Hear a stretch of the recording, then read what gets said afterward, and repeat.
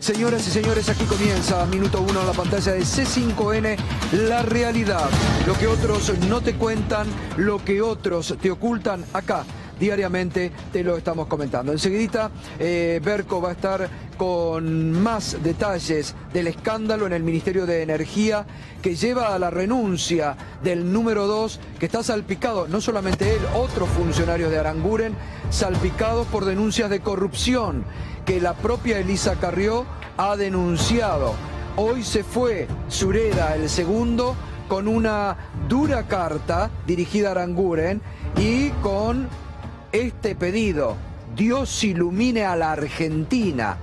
Lo califica de autoritario a un ministro que se ha visto muy autoritario. No estamos descubriendo nada. Lo que se vio durante todo el año pasado, cuando con una insensibilidad manifiesta avanzó con el tarifazo más duro que se recuerde en los últimos tiempos en la República Argentina. Pero lo que está aconteciendo en el Ministerio de Energía esconde también lo que se está por producir, que es esta compra por parte de YPF de Shell. Es decir, el presidente fue a Holanda a buscar inversiones y resulta que en Holanda dicen: no, bueno, mire, en realidad YPF lo que puede hacer, usted cómprenos Shell. Ese es el negocio que han hecho, y eso es, se van conociendo detalles del lobby que el propio Rey hizo ante el presidente para que YPF compre Shell en la Argentina. Vamos a estar hablando de eso, vamos a estar hablando enseguida también de la dura advertencia de la Iglesia y de las listas negras. ¿Volvieron las listas negras? ¿Volvieron? Se está denunciando que en Radio Nacional hay listas negras. 21 personas que trabajaban en los últimos años en Radio Nacional han sido despedidos. Pero ya nos metemos en tema. Vamos a lo que hoy comentaba como mensaje pascual el presidente de la Conferencia Episcopal Argentina, Monseñor Arancedo. ¿Cuántas veces la vida que nos rodea contradice esta verdad a la que estamos llamados? No puedo dejar de pensar en esta Pascua, en tantas víctimas de la violencia que nos hablan de una sociedad enferma, que ha perdido el sentido y el valor como el respeto por la vida. Esto nos duele y avergüenza, pues no nos debe vencer ni hacer bajar los brazos respecto a la dignidad y a la defensa de toda vida humana, como a la búsqueda de la verdad y la justicia, del amor, la concordia y la paz. También en este contexto pascual veo los desencuentros que vivimos en nuestra amada patria. Nos cuesta encontrarnos como argentinos desde la diversidad.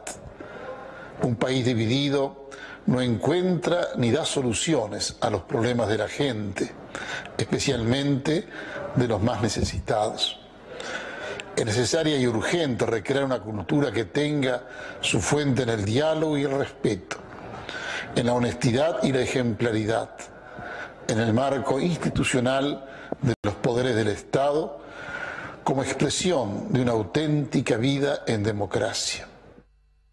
Bueno, esta era la advertencia que hacía el episcopado argentino respecto a la grieta que se profundiza. No es ninguna novedad, que se ha profundizado, y desde el propio gobierno que la están profundizando.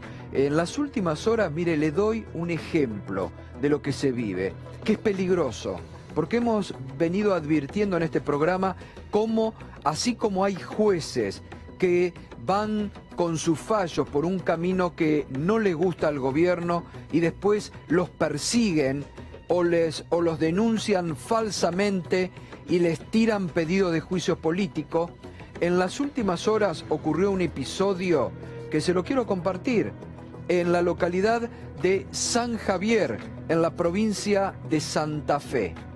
Había una diputada nacional del PRO, la diputada Scaglia, que estaba visitando la ciudad y estaba brindando una nota en la radio del pueblo de San Javier. En eso escucha el párroco del pueblo, el párroco, el padre Capacciotti. Hoy hablé con él en Radio 10 a la mañana. Iba en el auto y de pronto escucha a esta diputada que estaba hablando sobre el plan materno-infantil, sobre el plan Remediar, y decía que bueno, que en realidad que no era que no se estaban entregando, que había una suspensión, pero que estaba todo funcionando normalmente. ¿Y qué hizo el cura? Fue a la radio y le dijo en la cara a la diputada: usted está mintiendo, porque el plan materno-infantil no se está cumpliendo, porque la nación no está dando el 50% de lo que corresponde y únicamente lo hace la provincia de Santa Fe. Y el plan remediar cada vez más, gente tiene menos remedios. Bueno, se produjo allí una discusión y el cura del pueblo de San Javier le dijo a la diputada: usted miente. ¿Cómo termina la historia? Ahora vamos a escucharlo al sacerdote con el que hablamos. La diputada lo denunció al cura en la justicia y se fue a quejar ante el obispo de Santa Fe, a Monseñor Arancedo. Digo, a ver, si hay alguien que conoce la realidad de este país como nadie, son los curas, que están ahí metidos en el día a día, que le van a golpear todos los días las sacristías para que sepan los problemas que tienen. No puede una diputada ir a denunciarlo porque en realidad tenía razón el cura. El plan no se cumple y los remedios cada vez llegan menos. Cada vez hay más jubilados que se quejan que los remedios les llegan menos. Es de todos los días. Entonces, muchachos, paremos la mano. ¿Qué van a ir ahora también contra la Iglesia? Ya le están haciendo una campaña tremenda al Papa, nunca visto, que se la hacen los comunicadores afines al gobierno. Furibunda la campaña contra el Papa. ¿Qué van a ir ahora también contra los curas que día a día se sacrifican, que paran situaciones que podrían ser? En San Javier, hoy nos comentaba este sacerdote, el 60% de desocupación hay. Una ciudad que tiene 20.000 habitantes. Esto nos decía esta mañana el cura. Quise hablar con ella afuera para que me responda, y ahí es donde me dijo que no estaban cortados, sino suspendidos. Y le hablé también lo del PAMI, porque lo sufre mi mamá, que le cortaron el 100% de los que antes el PAMI le cubría los remedios. Pero ella dijo: no, vos me tenés que pedir perdón a mí. Y claro, después viene y hace una denuncia policial, ella aquí, donde dice que yo la traté de facha, y yo nunca ocupo la palabra facha porque no está en mi vocabulario. Facha HDP, dice que yo le dije. Ellos que criticaban tanto están utilizando métodos que nunca se habían utilizado, como se están utilizando hoy. Hoy las redes y todo eso, yo veo como mi Facebook está siendo atacado, pero totalmente por gente que uno se fija y crearon cuentas días. Bueno, por supuesto que la nota era mucho más extensa, ¿no? Pero acá esto es, reitero este concepto: si hay en el seno de una comunidad la gente que conoce los problemas, son, en primer lugar, los intendentes de los pueblos, muchos intendentes que vienen acá y cuentan las realidades, porque el vecino, al primero que va y le golpea la puerta cuando tiene un problema es al intendente, y a los sacerdotes. Y tenemos, el otro día estuvo acá el padre Paco Oliveira de la Isla Maciel, que nos contaba cómo se han tenido que ampliar los merenderos y los comedores, donde antes tenían talleres textiles. Entonces, paremos la mano, muchachos. ¿Qué van a ir ahora? ¿Les van a armar causa también a los curas? Como hizo esta diputada, que le fue a hacer una denuncia policial al sacerdote, porque le dijo que mentía, porque estaba informado. Paremos la mano.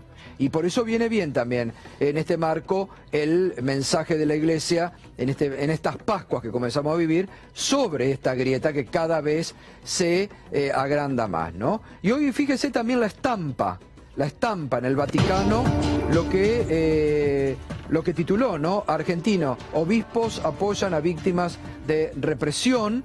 Y indicaba la estampa en el Vaticano: los integrantes de la Comisión Episcopal de Pastoral Social recibieron a una delegación de representantes del comedor social ubicado en las afueras de Buenos Aires, el comedor de Lanús, víctima de una violenta represión policial unos días atrás. Y ya sabemos todo. Está Gustavo Vera acá, que aprovecho. ¿Qué tal, Gustavo? ¿Cómo estás? Buenas noches. Bueno, comentábamos, no sé si estaba al tanto de esto que pasó en San Javier, ¿no? Con este sacerdote insólito, pero digo, le están haciendo campañas difamatorias al propio Papa desde la Argentina también, ¿no? Bueno, ha pasado algo más grave. Hace medio año, se cumplió la semana pasada, apareció un cura colgado en una parroquia, algo que nunca ocurrió en la Argentina. En Tucumán. Un cura que fue asesinado, sí. Que nosotros hemos presentado pruebas y que en la Fiscalía Federal se están tramitando, en las cuales una cantidad importantísima de vecinos, de personas que estaban al lado del cura, allegados, etcétera, sostienen, digamos, que al cura lo asesinaron y el cura venía denunciando narcotráfico, trata de personas, situaciones horribles. Esto nunca había pasado en Argentina, ni siquiera en la época de guerra civil que tuvimos durante 20 años, unitarios y federales, nunca ocurrió. ¿En otros lugares del mundo pasa que maten curas? En México, en Italia, ¿sí? De hecho vinieron periodistas italianos y dijeron empiecen a acostumbrarse, porque cuando el tejido social se empieza a descomponer, cuando la corrupción ya da un salto de calidad y es mafia, los mensajes se empiezan a dar de una manera que, bueno, en Italia ya se habían acostumbrado, digamos, 92, 93. En México, en el mismo mes que mataron a Viroche, mataron a otro sacerdote también, que también denunciaba narcotráfico. Bueno, estas cosas son muy complicadas y la verdad que estos ataques virtuales, estas intimaciones judiciales, la falta de sensatez y de concordia para llamar a un diálogo social, a una concertación económica social, la verdad que preocupa muchísimo. Preocupa muchísimo. Por ejemplo, el caso de los docentes. A mí me preocupa que el presidente diga que los docentes violan normas y reglas cuando es el presidente, o el gobierno, mejor dicho, que violó el artículo 10 de la ley de financiamiento y después desacató el fallo de una jueza, a la cual inclusive ahora la han denunciado del mismo modo que denunciaron a los camaristas que avalaron la paritaria bancaria. Es decir, no se respetan los poderes, la independencia de los poderes. Hay ataques virtuales que son, la verdad, muy preocupantes. Hay una persecución judicial, concretamente hay causas que se arman para armar precausas y escuchar, espiar y perseguir personas. La verdad que no es el clima. Yo sé que muchos funcionarios del PRO, incluso al rango de ministros, no comparten de alguna manera esta metodología, pero lamentablemente el círculo más estrecho vinculado al presidente de la Nación evidentemente está mirando otro canal y no está viendo que está generando una situación de conflicto muy seria. Ahora continuamos, Gustavo, ahora continuamos. Estamos también con Edgardo De Petri en esta noche y está el diputado José Luis Patiño de Cambiemos. Con ellos vamos a estar debatiendo todos estos temas. Anoche lo adelantaba Berco aquí, la renuncia del segundo de Aranguren en el Ministerio de Energía, Sureda, que hoy hizo la presentación formal de su renuncia a través de una durísima carta dirigida al ministro Aranguren. Entre otras cuestiones lo acusa de autoritario, de no escuchar, de no promover entre sus propios funcionarios el diálogo o el debate, ¿no? Sí. Vamos a ver, y ahora Berco va a ampliar, vamos a ver lo que dice. No tengo otro interés, es tarde para dar rienda suelta al ego o al bolsillo, dice Sureda, pero mucho más tarde aún para torcer mis convicciones, que poco a poco fui descubriendo que no son las suyas. Es una carta de un veterano petrolero a otro, Gato. Hombre de Pan American Energy a un hombre de Shell. Cada vez estamos más lejos, la diversidad de opiniones es para usted un problema muy difícil de resolver y las decisiones que pensábamos tomar iban quedando en el camino, víctimas de la coyuntura de cortísimo plazo que pasaban a ser los nuevos objetivos fijados extramuros. Esto es tremendo. Sí, una ambivalencia ahí porque no se sabe si se refiere a extramuros del Ministerio de Energía o extramuros del gobierno. No, extramuros del gobierno, claramente. Para mí no hay como ninguna... que toman otros. No hay ninguna... La distancia entre mis convicciones y su estilo de gestión llegó a ser tan grande que me enfrenté a un dilema de hierro. O mis convicciones o su autoritarismo. No es la primera vez, bueno, acá dice, terminamos con esto, jamás podrá usted gestionar con éxito sin un equipo y sin confianza ni respeto. No hay equipo. Sirva entonces la presente como mi renuncia indeclinable al cargo para el cual fui convocado. Dios ilumine a la Argentina. Doble sentido ahí. Sí, viniendo del segundo ministro de Energía, Dios ilumina a la Argentina, es un doble sentido absoluto. Una tarea que les cabe a ellos precisamente, no a Dios. Claro. Pero más allá de esto, dos reflexiones respecto de esta misiva simplemente. Primero, que es una pieza de antología de renuncia. Los textos de renuncia. Claro. Me parece que va a quedar durante muchos años como una referencia de todo el daño que se puede hacer al irse.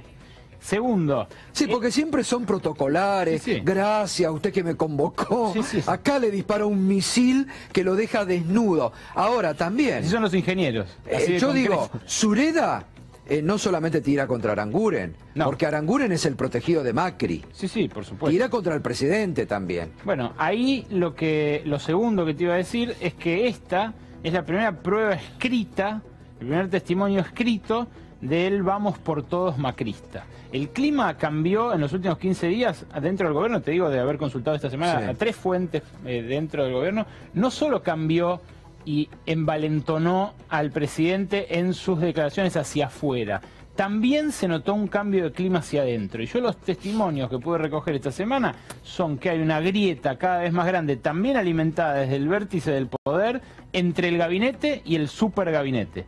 Los que vos llamás el trío... Son yo. Exacto.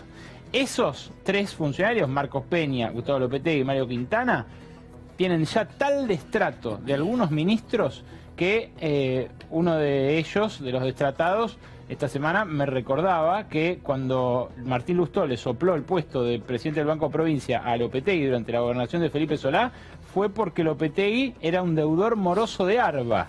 Y eso se lo comentó en su momento Santiago Montoya a Felipe Solá y por eso no lo designó. Fíjate vos, la mala intención, el gesto avieso de comentar eso a un periodista crítico que lo va a reproducir. Evidentemente hay algo que se rompió. Se rompió, evidentemente, sí, sí. Porque además, Sureda, con su renuncia, rompe otra. La vocación de equipo que dice siempre tener Macri, Sí. el mejor equipo de los últimos 50 años, lo destruye Sureda. Porque dice, no tenemos acá, no se puede hablar, lo acusa a ese autoritarismo. Por eso nuestro hashtag esta noche es autoritario. Porque lamentablemente, hoy lo expresa un funcionario que se va. Pero lamentablemente este gobierno ha comenzado a tener rasgos cada vez más autoritarios. Persecuciones contra dueños de medios de comunicación que se han empezado a ver. Ojo con este tema. Se denuncian las listas negras en Radio Nacional y echan empleados.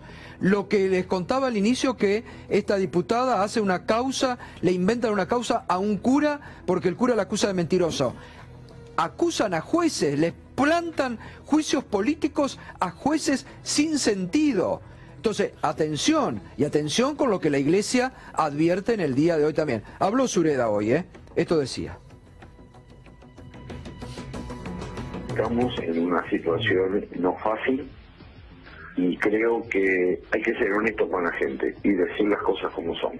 Para sacar adelante la diversidad de problemas que hay, creo que hay que hacer un trabajo coordinado de equipo y me parece que los mandos con la dosis de autoritarismo con que le gusta gestionar al ministro, y esta es mi opinión y mi condición, no es la mejor forma de sacar adelante la energía del país. Tampoco encontré, por esa falta de trabajo en equipo, la oportunidad de discutir a fondo y de una manera holística, si quiere, estas cuestiones. El planeamiento que se está llevando adelante no es un planeamiento que se hace en equipo del ministerio, sino que lo hace solamente un sector y sin la participación del resto, y eso me parece a mí que no es bueno para el país. Bueno, muy crítico Sureda, Sí, sí, es la verdad que es absolutamente disparatado que pretendan que creamos que el número 2 del Ministerio de Energía un lugar donde se dirime tanto poder y donde se decide sobre tanto dinero, se fue porque ayer no le dejaron entrar a un periodista amigo al edificio. Eso es lo que dice la carta. Sí, No, pero discúlpame, hay la carta más allá del autoritarismo. Ese es el detonante. El autoritarismo es grave, hay un montón de cosas graves, pero para mí lo más grave de todo es cuando habla de las decisiones que se toman extramuros. Para mí eso es como una revelación y el tema, muy violenta. cuando habla de... Muy violento decir Cuando eso. habla del tema, a ver si podemos poner la parte que habla del bolsillo, del dinero. Sí, en la primera placa. En la primera placa. Primera placa. Nico dice, no tengo otro interés, ya es tarde para dar rienda suelta al ego o al bolsillo. También ahí deja sembrando... Sí, desliza que si fuera más joven, quizás habría ido al Estado hacerse millonario. A darle rienda suelta al bolsillo. Bueno, francamente... pero digo, a ver, es duro lo que dice, es un funcionario del gobierno. Es un funcionario del gobierno que se va denunciando autoritarismo. Es como decía Berco, es una carta que va a hacer historia por el daño que se puede hacer cuando... Pero además que está, Mirá, lo que te decía, denunciando justamente en un ministerio que ha sido muy criticado durante todo el año pasado y que el conflicto de intereses estalla a cada rato y la Oficina Anticorrupción nada dice, y ahora se viene lo de Shell, entonces también desnuda que hay ahí una interna muy fuerte. No hay dudas de que en el Ministerio de Energía se cuecen habas. Ahora, dos reflexiones también sobre esto último. Primero, a no comerse el amague de que esto responde a esa excusa, al detonante de ayer. Obvio. Nosotros ayer lo contamos. Sureda fue denunciado por Elisa Carrió a raíz de la investigación que se presentó aquí en Minuto 1 sobre las garrafas. Pero también había otros funcionarios. Sí, claro. ¿Y por qué se va Sureda? Bueno, y los otros quedan. Bueno, Sureda precisamente estaba enfrentado con su subalterno inmediato, Pablo Popic, el subsecretario de... no es subsecretario de hidrocarburos, sino subsecretario de recursos hidrocarburíferos. Bueno, Popic, otro ingeniero, también proveniente de una petrolera, está enfrentado con él y probablemente ahora lo suceda. Ayer había run de que por ahí renunciaba también, pero ambos tuvieron cortocircuitos con Aranguren a su vez. Y claro, ¿cómo no tenerlos? Si a Sureda lo denunció Carrió en noviembre del año pasado, en diciembre él quiso renunciar a raíz de esto y Aranguren le dijo no renuncie porque quedamos como corruptos todos. Y la denuncia era sobre algo muy sensible para el bolsillo, que es el precio de tema de la garrafa social. Claro, ellos no multaron a las petroleras que tenían que entregar y no entregaron el fluido necesario para rellenar las garrafas. Ahora, de los más Berco, pobres. no nos olvidemos de una cosa, de otra cuestión central.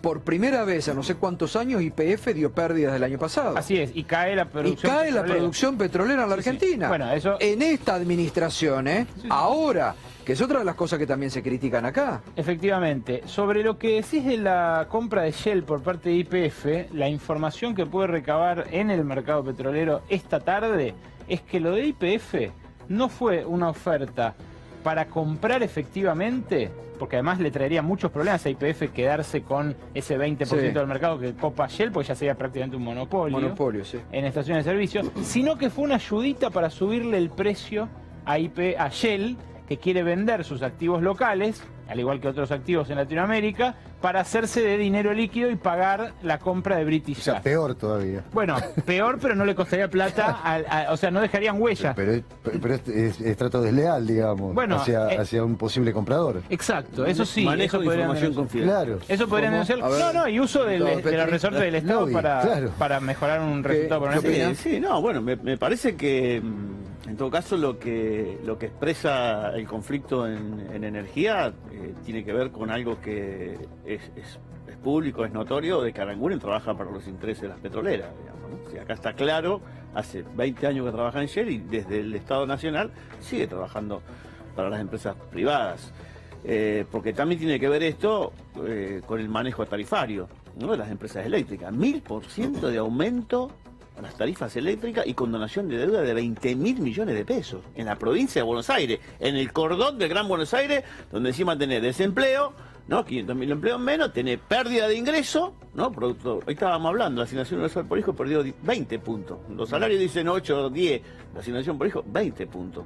La jubilación es otro tanto. Entonces, me parece, por un lado las eléctricas, por otro lado la pérdida de YPF de sus valores de producción, están bajando equipos de perforación de los principales pozos petroleros y las áreas centrales de exploración de petróleo de la Argentina. Santa Cruz, uno de los problemas que tiene es precisamente la falta de financiamiento por la caída de la producción de YPF.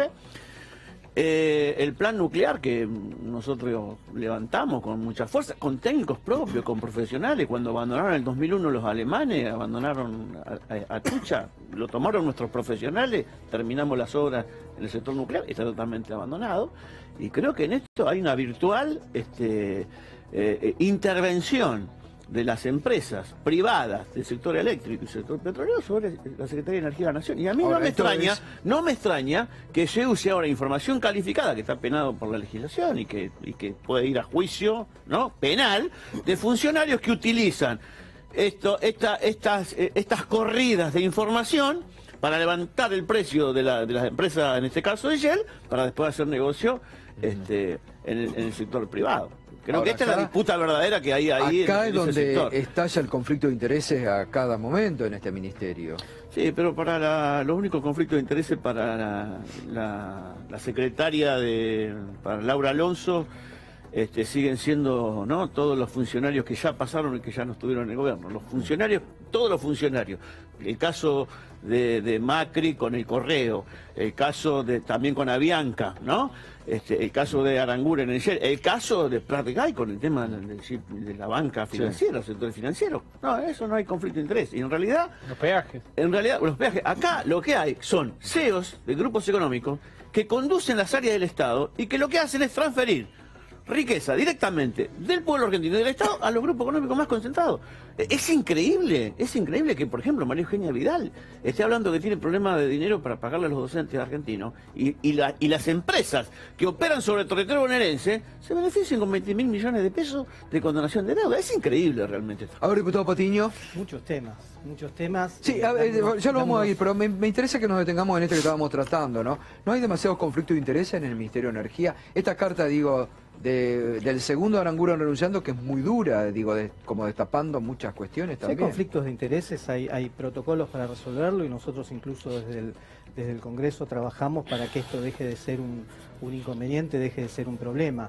Este es un gobierno, igual lo dije ya una vez cuando vine acá, es un gobierno donde se trató de ubicar a los mejores en cada área y sin pensar o sin, digamos, vetar a una persona porque de repente puede haber sido CEO en una empresa... Pero no habría que haberlo pensado. Digo, porque habría conflictos. Pero el conflicto, pues se dice conflicto de intereses, vamos a lo concreto. Cuando hay problemas concretos de conflicto de intereses se resolvieron. Si acá hay más conflictos de intereses, hay que estudiarlos, hay que verlos y hay que actuar en consecuencia. Nada más. Por otro lado, quería decirte algo. Al principio me parece que es fundamental el tema anterior, porque me parece que todo esto parte del principio, cuando hablábamos de la grieta. En principio, y antes de hablar de la grieta, quiero decir que yo estuve hablando con la diputada Gisela Scaglia. La diputada Gisela Scaglia lo que me dijo mentirosa de mierda, me dijo facha y me dijo HDP.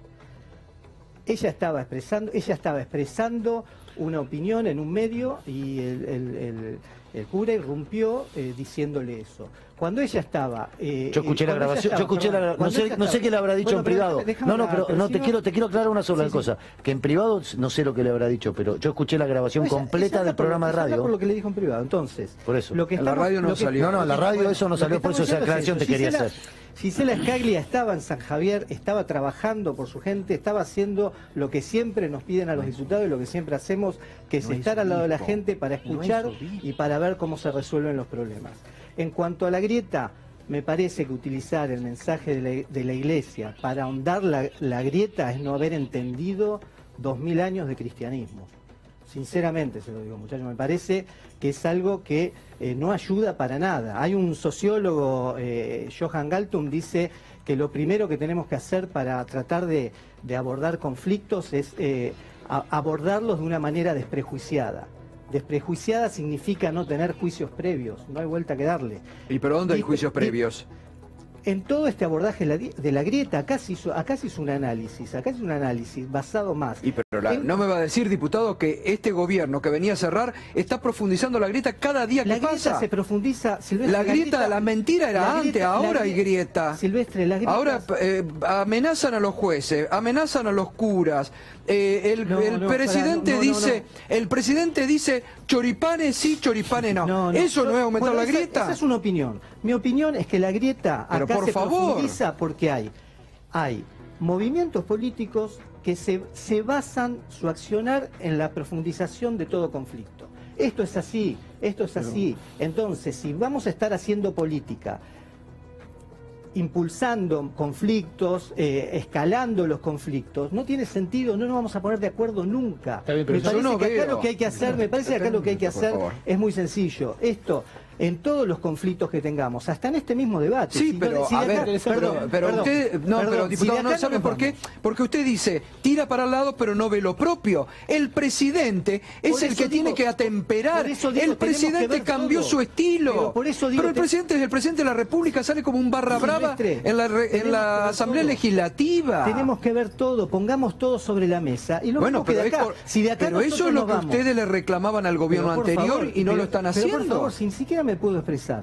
¿Cómo nos vamos a poner de acuerdo? ¿Cómo pretendés que la gente, no haya una grieta si nosotros acá no nos podemos expresar? Nosotros acá no podemos debatir, no podemos llegar a un acuerdo, no podemos. Pero venir a sentarme acá para yo contemplar una construcción de la realidad a través de un medio, la verdad que me parece. En mi opinión y en mi editorial, es mi editorial. Bueno, yo puedo decir, este es el programa. ¿A qué vengo? Después. Y para opinar, ahora sí está opinando, yo no le impido, no es la primera vez que viene al programa. Cada vez que estoy opinando, me frenás y me... No, pero me parece que podemos tener un intercambio también, porque usted dice, siempre, ustedes hacen una construcción de un relato que es para afuera, digamos, y no admiten que ahora hay grieta, porque es el propio presidente el que está... se tira contra los maestros. Choripanes sí o choripanes no. Sí, por favor, si eso no es aumentar la grieta. ¿Te parece que no? A ver, el presidente también puede opinar, el presidente gestiona, el presidente puede decir, pero el presidente también puede decir lo que opina él del paro de los maestros. Acá lo que están profundizando la grieta son las personas que ingresan, como este comunero de la Comuna 10 del Frente para la Victoria, que entra a azuzar el conflicto, para que después se genere un problema y terminamos todos como un Rivero Boca diciendo, bueno, uno está de un lado, otro está del otro. Así se agudiza el conflicto. A ver, diputado. Acá se ha violado el artículo 10 de la Ley de Financiamiento Educativo, ¿sí? No se ha convocado la paritaria nacional. Es inexplicable que, por ejemplo, incluso a escala provincial, es inexplicable que la ciudad de Buenos Aires, con 174.000 millones de pesos de presupuesto, en una ciudad de 3 millones de habitantes, pensá que Matanzas tiene la misma cantidad de habitantes y se administra con 5.000 millones, no haya podido resolver ni siquiera localmente el conflicto docente cuando San Luis, con el 2% del presupuesto, 2% del presupuesto nacional, aumentó entre el 38 y el 60. Es inexplicable que con un fallo de una jueza que dice que hay que cumplir la ley, convocar esa paritaria, salgan a desautorizar a la jueza, a denunciarla, a hostigarla, como hicieron con los camaristas, que avalaron la paritaria que libremente estableció el sindicato bancario con las cámaras de la patronal bancaria. O sea, es inexplicable. Tienen que entender que estamos en una república y lo que se votó fue un presidente, no un monarca. Y en una república, perdón, no me interrumpa porque a mí no me invitan nunca. En los canales de ustedes nunca. Y acá muy de vez en cuando. Entonces, bueno, 2 minutos que tengo para hablar, yo te escuché, déjame hablar. ¿Está? Hay 3 poderes, ¿te explico? Poder ejecutivo, legislativo y judicial. Si no respetás al Poder Judicial y cada fallo que no te gusta salís a perseguir jueces con el poder del peso del Poder Ejecutivo, como en el caso de la paritaria bancaria y la paritaria docente, estamos en problema. Si cada vez que se vota una ley consensuada por todo el legislativo, como la ley antidespido, no te gusta, la vetás, no solucionás, no llamás a la concertación económica social, mirá, la grieta se llama que 7 de cada 10 argentinos no está llegando a fin de mes. Pero son todas herramientas constitucionales, herramientas republicanas. Hasta ahora lo que... La recusación, el veto, son todas herramientas constitucionales. Si no les gusta lo que estamos haciendo... Lo que no es constitucional es los carpetazos, es mandar a apretar jueces. Bueno, a ver, ¿qué opinás, por ejemplo, del artículo de Pani?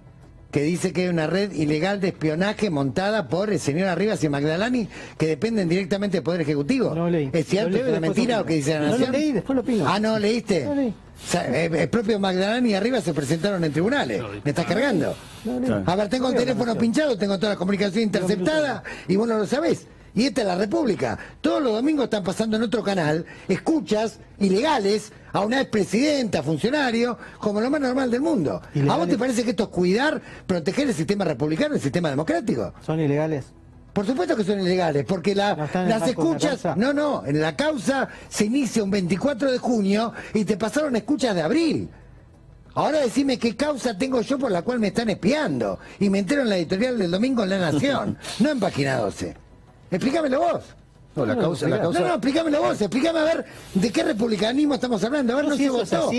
No se votó. Gustavo, si eso es así, yo no se votó un jerarca. No se votó un monarca, se votó un presidente. Pero Ahora, acá no podés decir... José Luis, perdón, a ver, acá no es un problema de modales o de intenciones, digamos. Acá lo que hay un proyecto político que está en marcha, que es Macri, y Macri ha desatado una campaña de demonización del conflicto social, ¿no? Porque a Baradel, a Baradel le denunciaron hasta sus hijos, su familia. Es un disparate. ¿No? Fue muy grave. Después, primero, el que incumple con la ley, en este caso las normas, es más, la ley, es Macri, es el presidente de la Nación. Él está obligado por ley nacional a convocar a la paritaria nacional docente. Es más, hay un fondo federal solidario para aquellas provincias que no puedan sostener el aumento salarial que se acuerdan a la paritaria docente.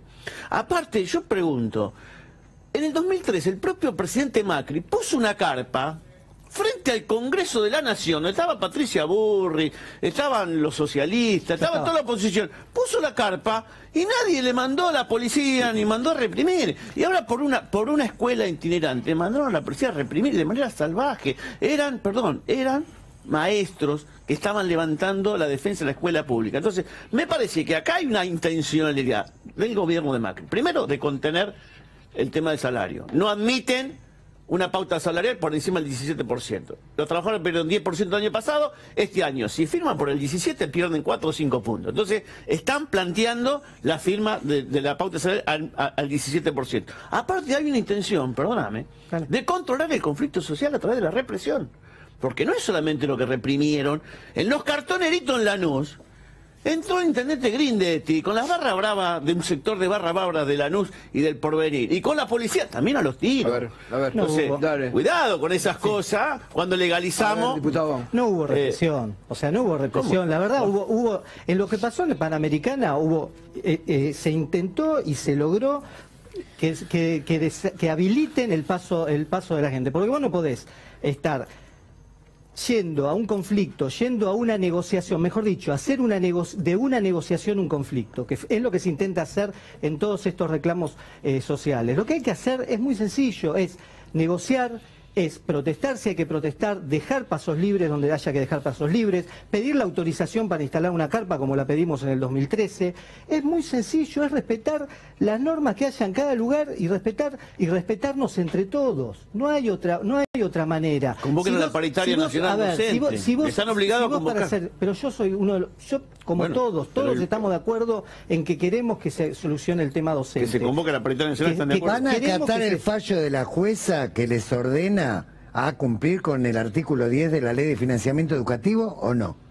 Ahí hay un tema. ¿Cómo es el tema? A ver, no están de acuerdo con un fallo, está bien, lo podés apelar, pero a ver, lo tenés que cumplir. Gustavo, ¿lo van a cumplir o no? Gustavo, yo te voy a ser sincero. Pregunta jurídica, ¿lo van a cumplir o no? Por eso, ¿Van a respetar el sistema republicano o no? Gustavo, se va a respetar todo lo que haya que respetar. ¿Y entonces por qué no convocan siempre, como la jueza ordenó, de acuerdo como establece la ley? Pero la juez, lo que acá estamos diciendo es que la ley, nosotros interpretamos que no dice eso, y entonces se va a tener que resolver en la justicia, y sí, bueno, está bien. Pero la jueza ya falló. Está bien, bueno, están todavía en los tiempos que dio. Ahora, Vamos a esto, ya lo dijimos clarito, la ley, si vos lees la ley clarita, no habla de paritaria nacional, en el artículo 10 establece que tiene que haber paritaria nacional. Asentar las bases del sistema educativo, que no tiene nada que ver con eso. Señor. ¿Por qué? Porque toda paritaria se arregla con el empleador. No, señor, es un encuentro federal en el que se tiene que discutir salario, condiciones pedagógicas, pautas curriculares, está taxativamente establecido en el artículo 10 de la ley de financiamiento. Todo eso estamos de acuerdo, nosotros queremos discutir de hecho toda la educación. No la han hecho. Acá hay que discutir toda la educación. Ahora, queremos hablar de educación. Cuando se habla de la cuestión salarial se resuelve con el empleador, que en este caso son los gobernadores.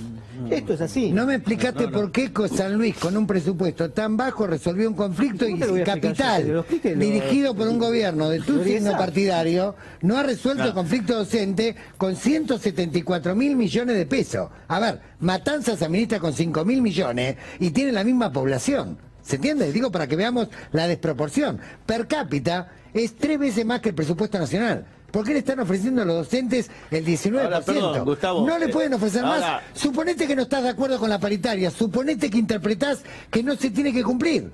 Explícame por qué la reta ofrece el 19% con ese presupuesto. Es una locura. Pero acá hay un tema. Es lo que estipulamos de inflación. Explícame matemáticamente por qué el presupuesto no alcanza cuando en septiembre del año pasado en la ciudad de Buenos Aires tenían subejecutado en un 50% todas las carteras, todos los ministerios, con un presupuesto de 112.000 millones de pesos. Todavía no sabemos qué se hizo con el otro 50%. Estamos hablando de 60.000 millones de pesos. ¿Vos sos legislador? Soy legislador, por supuesto, bueno. Y lo he planteado. Y lo he planteado y le he interpelado a Felipe Miguel y he pedido de informe. Y han dicho que nos iban a informar. Bueno, eso es lo importante. Vos sos legislador, acaso estamos diputados. Ese es el ámbito de la discusión. El ámbito de la discusión. Bueno, pero cuando votamos la ley antidespido la vetaron. El ámbito de la discusión es eso, todos tienen. Pero cuando votamos la ley antidespido la vetaron. Dentro del republicanismo el ámbito también es el poder judicial. Volvemos a lo mismo. Yo acepto eso, discutamos todo en el Congreso, discutí en la legislatura, discutamos todo donde corresponde. Pero ahora, no en la calle, no privándole a la gente, perdóname, no privándole a la gente de transitar. Escuela itinerante. No mandando a los maestros. Habían solicitado un permiso. Realmente no estaban obstruyendo ninguna arteria, le podían dar el permiso en el transcurso del mismo armado de la escuela itinerante. No era para nada necesario, ni había ningún tipo de conflicto que ameritara algún tipo de represión, y la verdad que vos estigmatices a un maestro porque es comunero, y la verdad que no da. Estaban hablando, la verdad que no da, porque es maestro, y porque trabaja en el 1114 y es un trabajador de educación. Entonces no podemos empezar con él por algo será. Porque yo soy maestro de grado, transitoriamente legislador, devuelvo el sueldo, vivo con el salario de maestro de grado, y voy a volver a hacerlo. ¿Se entiende? Porque ustedes con el sueldo de maestro de grado no viven. Pero ese muchacho que vos llamás comunero, trabaja de maestro. ¿Me conocés a mí? Trabaja de maestro. Trabaja de maestro. Por eso, pero bueno, pero entonces vos no podés plantear el comunero que fue a armar disturbios. Esa es la grieta, es el prejuicio. Esa es la grieta. El prejuicio está planteando vos. ¿Sabés dónde trabaja el comunero? ¿Sabés la escuela donde trabaja? ¿Fuiste alguna vez a la escuela? No. Bueno, andá a la escuela, fíjate, porque los padres hoy se manifestaron en apoyo a esos dos docentes. Y no estaban generando ningún tipo de disturbio. Que no vaya a hacer problemas ahí ¿Qué problema fue hacer? Generar violencia. Armar una escuela itinerante que no obstruía ninguna arteria. Mientras estaba habían pedido el permiso. Se estaba tramitando el permiso cuando empezó el conflicto.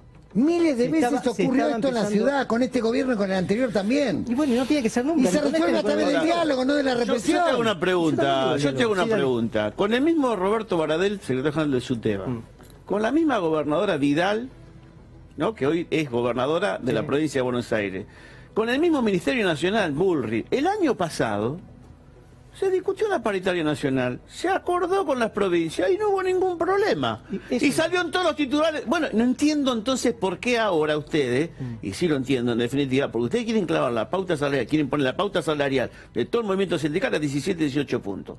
No quieren discutir la pérdida de los salarios de los trabajadores del año pasado. Además, hubo un paro general. Millones de trabajadores fueron al paro general. Hubo el 6, el 7 y el 8 de marzo, hubo miles de docentes movilizados. La CGT convocó a casi 400.000, la CTA, trabajadores movilizados. Después hubo otra marcha de las mujeres por el tema de la violencia. Vino el paro general del movimiento obrero. 400.000 docentes estuvieron en la plaza. Entonces a mí me parece que tienen que tomar el sentido de la realidad. y el presidente convocar y no estigmatizar. Y ustedes están queriendo bajar salario porque en realidad no quieren discutir la distribución de la riqueza. ¿Por qué no? ¿Con qué motivo metieron una devaluación del peso de casi 60%? Hubo beneficiados con esa devaluación. Los sectores exportadores del campo, los sectores exportadores de la industria, el tarifazo, 1000% el tarifazo. Edesur y Edenor ganan cifras multimillonarias, pagan el salario de los laburantes. Y acá hay un intento de bajar salario y de ir a una ley de flexibilidad laboral. Ese es el camino que plantea el gobierno. José Luis. Sí, no, el tema es, a ver, me hablas del tarifazo, como le llaman. Acá había que sincerar las tarifas. ¿Por qué justamente? Porque necesitas, acá nosotros tomamos el gobierno con un total distorsión de todas las variables que se necesitan para gobernar, hasta de las estadísticas. Hoy hablaban de autoritarismo, de prepotencia. No, lo habla. Hoy hablamos de autoritarismo, prepotencia. Moreno acumuló 700% de inflación. 700% de inflación, y apuraba a todo el mundo, apretaba a todo el mundo, ponía armas sobre... Diputado, un funcionario del gobierno suyo el que acusa de autoritario, no lo acusamos nosotros, Ese es otro tema. No nos carga a nosotros, Bueno... No nos carga a nosotros. Ese es otro tema. Estamos haciendo una descripción de la realidad donde se va un funcionario con gravísimas acusaciones contra el ministro y que salpica al gobierno. Alguien se tendrá que hacer cargo que se va porque no estaba de acuerdo. En definitiva, en una función ejecutiva uno tiene que tener una... Está denunciado. La propia Carrió denunció, que es del gobierno de ustedes. Por eso, vamos a ver denuncia esa área. Vamos a ver por qué se fue. Nos estamos apurando, me parece. Te puedo hacer una pregunta, digo, para que saquemos algo concreto. A ver, dale. Después del paro general, digamos, del 6 de abril, donde hubo reclamos muy concretos vinculados a la protección de las pymes, al tema salario, al tema tarifas. Bien, en el gobierno, sinceramente, ¿van a llamar a una concertación económica social? Mira, yo te voy a contar algo. En todo este tiempo, lo que se ha hecho desde el gobierno, se habla de que no hay diálogo con el sindicalismo. Acá sí hubo diálogos por sectores. Lo que estuvimos con el tema de la industria automotriz, bueno, no solo lo de Vaca Muerta, también con lo de la industria textil en estos días. Se está avanzando por sectores porque cada realidad, cada sector tiene su propia realidad. Eso es así, y en cada mesa sectorial se sentó el gobierno, se sentaron las cámaras empresarias y se sentaron los sindicatos. Porque no es esto lo que está planteando la Confederación General del Trabajo. Lo que está planteando la Confederación General del Trabajo es que hay un diálogo como de sordos, que no tiene solución.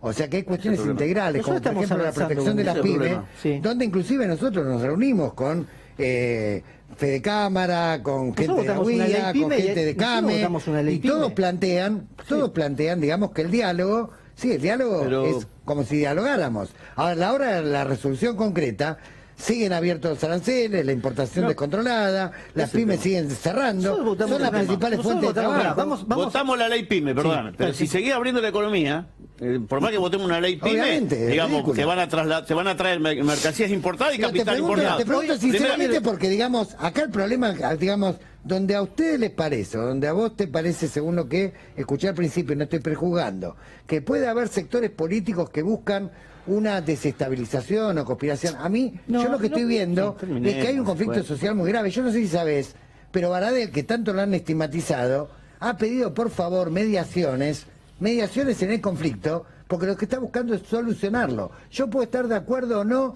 con la forma, los métodos, lo que vos quieras, pero a mí me consta personalmente que el señor Baradel, como los demás secretarios generales, están buscando de todas las maneras posibles encontrar una solución, y Vidal lo sabe. Eso es una buena... Ahora, que a Vidal la dejen trabajar tranquila y sentarse y dar el aumento que tiene que dar, y no que haya un círculo extramuro que esté limitando y dinamitando la posibilidad de una concertación. Yo te digo, es una buena noticia que me digas esto de Baradel. Es una noticia que vos lo sabés. Yo también te digo, la buena noticia... Y la gobernadora Vidal lo sabe. La buena noticia es que la gobernadora... Siempre fue así. La gobernadora también, y dio muestras de que quiere solucionarlo. Bueno, entonces, pero que la dejen. El lunes se van a reunir. Nosotros también dejemos que se sienten y que lleguen... Bueno, por ejemplo, vos sabés que en Ciudad... También, lo mejor que podemos hacer... Vos sabés que en Ciudad la ministra Acuña reconoció a los gremios, off the record, que el dinero está. El problema es que, a ver, con 174.000 millones de pesos, estás ofreciendo el 19 lo mejor que podemos hacer nosotros, lo mejor que podemos hacer nosotros entonces es que se siente el representante de los trabajadores con la representante de los que aportan para la financiación educativa, que son todos los ciudadanos que votaron a la gobernadora, y los padres también, que votaron a la gobernadora, y que se sienten y el lunes lo resolverán. Apostemos a eso si nosotros tampoco Pero no contribuyamos. siempre apostamos a eso. No, para. Es que todos están... a ver, no hay ningún sector que esté planteando ninguna Gustavo, conspiración. Perdón. Siempre el gremio, los gremios, no solamente CETERA, acá en la SUTER, están todas las organizaciones. UDOCBA, está UDA, UDOCBA, está ADEMI, está Exacto. AMET, la CEA, digamos. Exacto. Hay un conjunto de organizaciones nacionales que se han ofrecido. Ahora, ustedes tienen que convocar a la paritaria nacional docente. Y si no quieren que los docentes argentinos tengan paritaria nacional, lo que tienen que hacer es mandar una ley al Congreso. De nuevo, es decir, no queremos que los docentes tengan... Ahora, acá hay un intento, insisto, bajar salario, no solamente de los docentes, de la mayoría de los trabajadores, e ir a condiciones de flexibilidad laboral para garantizar las ganancias de las empresas. Esto es lo que está en discusión. Hacemos una pausa.